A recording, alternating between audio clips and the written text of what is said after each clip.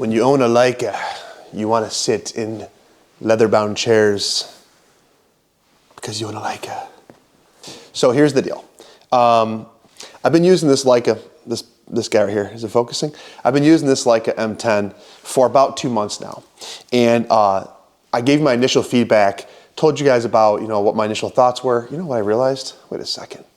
This camera is blocking my light. Here we go. That's way better, isn't it? All right, I gave my initial feedback and told you guys I absolutely love it. I told you all the benefits of like looking through a rangefinder and seeing outside your frame and like framing up the shot and all that different stuff. And I still maintain all that's true. Absolutely love the Leica body, the build quality, the design, everything, the jewel-like little lenses, the image quality that comes out of it. I love it. That has not changed. Battery life's incredible.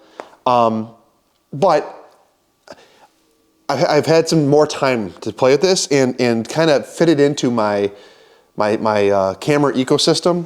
And I have some thoughts on kind of where it fits, because alongside this, almost equally in size, I have this, which is the Fujifilm X-E4, and I have some of the Chron lenses for it, right? The 50 Chron, 23 Chron. I had some of the bigger lenses as well. And then I've got this camera right here, which is a Sony a7 IV with a couple lenses.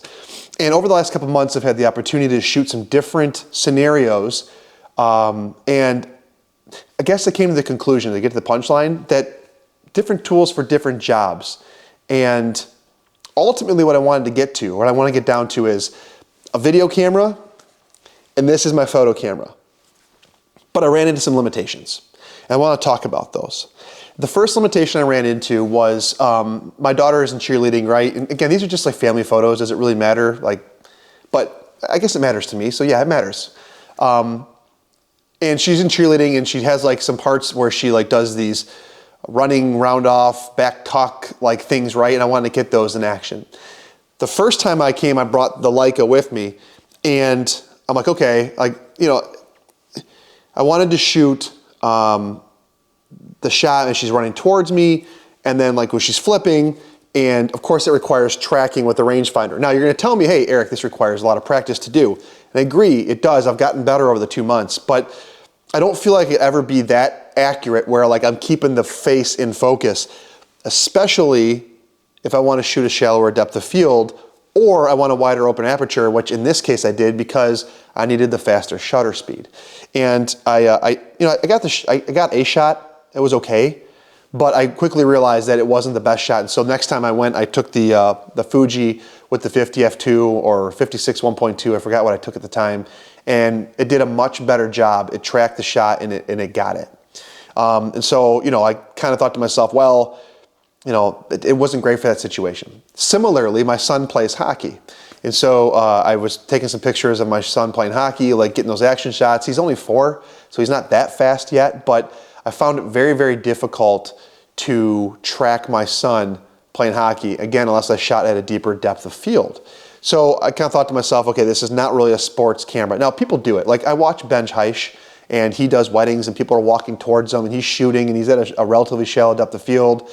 He obviously does it. It's possible. I haven't inspected his photos to see like if he's hitting critical sharpness or if it's just like relatively close, but it's possible on some level. So that was scenario number 1. The second scenario was I don't have like a real photography business. I don't advertise. I don't even try and promote. But sometimes people are like, hey, I've got senior portraits. Would you mind taking some photos? Or I've got some families. Would you mind taking some photos? And so I had done some practicing with this 50 f2 and this Leica M10 around my house and my family. And what I noticed was if I wanted to shoot shallow depth of field portraits, like so in this case 50 f2, and I wanted to achieve critical focus on the eyes, it's extremely inconsistent. And part of it is like, yeah, you got to be accurate with the rangefinder. But the other part of it is that you get someone to pose, right? You frame it up, and then maybe I lean in a little bit, or maybe the subject moves back a little bit, or they lean in, or they smile, and that focal plane, that critical focus plane is very, very, very shallow. And so I ended up buying the EVF, not the newest one that's square for the Leica M11, but the previous VisioFlex, and that helped a little bit, but not really, because what I noticed was on this Leica M10, the focus peaking kind of sucks. If you don't have a very high contrast, like if I were to do focus peaking on this camera, or even on the Sony right here, like the Sony in particular does a much better job of having accurate focus peaking and giving you more dots. What I've noticed with this is that the contrast has to be very apparent for that focus peaking to be highly accurate. So when I was doing portraits with the VisioFlex, I would often get like the red dots. I use red. I put it in black and white so it's easier to see, higher contrast, and then I put it in red because that's easier for me to see.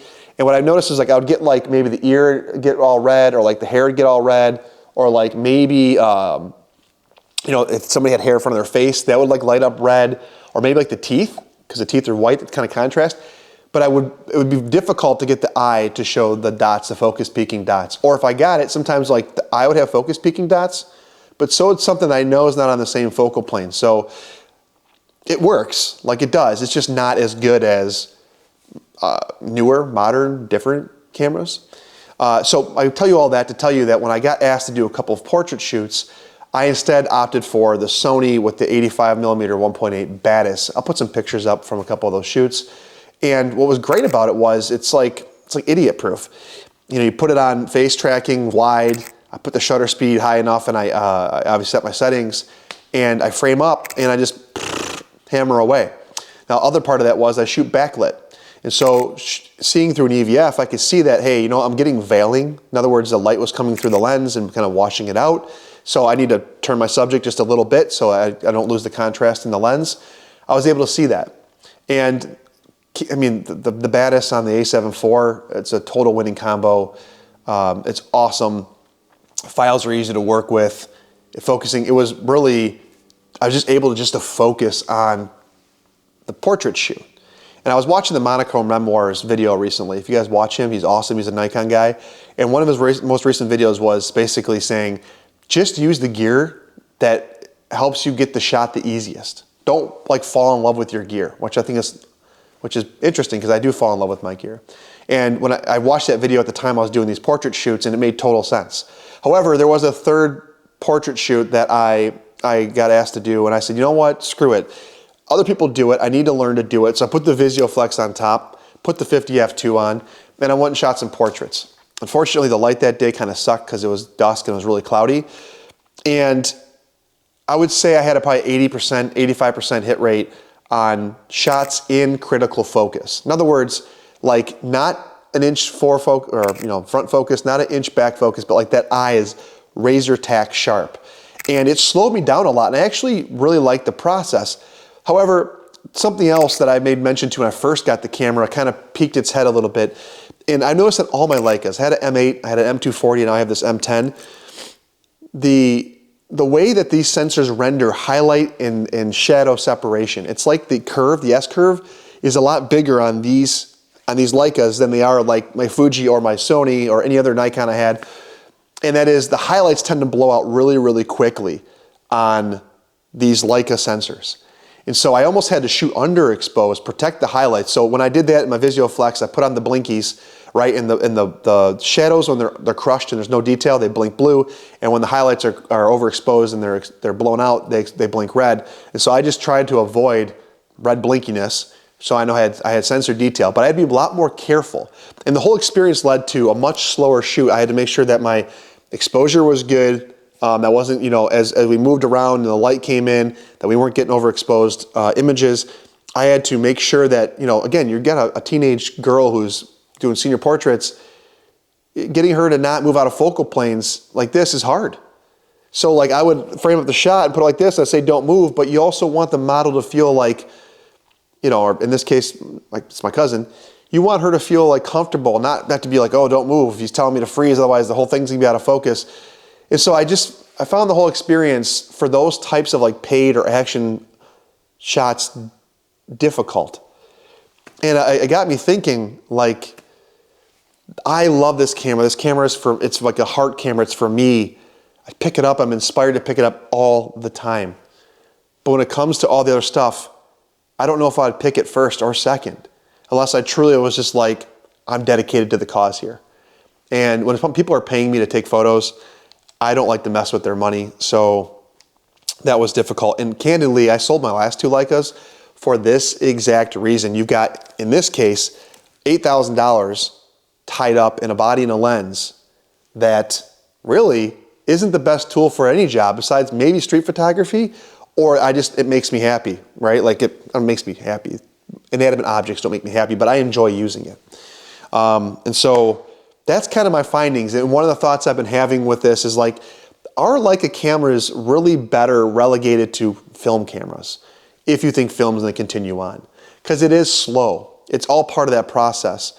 And I don't shoot film as much. So am I better off buying like a Leica M3 with the 50, keeping the 50, and throwing like T-Max in there or Tri-X or whatever, and making it my art camera and not trying to do all the professional jobs with it? I'm not saying, by the way, if you made it this far in the video, I'm not saying it can't be done. It can be done. People do it.